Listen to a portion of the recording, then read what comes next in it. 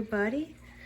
This is going to be a quick video, and this is the assembly part, which is super easy. I love it. So basically, when you look at the instructions, the first one is to install the frame. And basically, you're going to take this frame.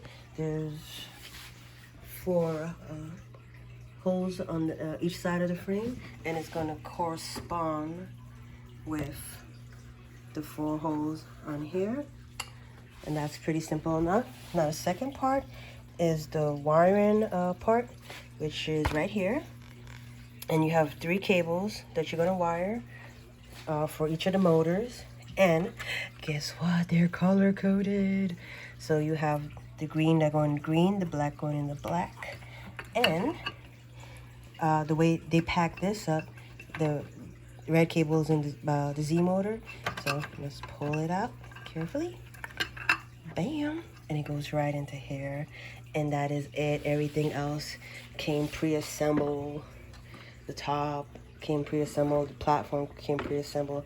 So I've got to say I am loving the Mega S, because on the assembly part it is super easy. So I'll be back with it all assembled.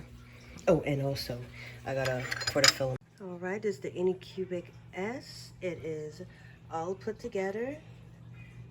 You have your where your filament's gonna be, and that is because the filament is gonna be fed where is it? Through here, and the way they assemble it, it's running neatly in the top back portion of your 3D printer, which I can appreciate. The more things out the way, the less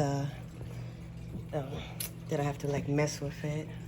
But so I'm excited. This is all of it put together. It's so simple, and can't wait to get to the next part where I can actually start printing stuff. Yay!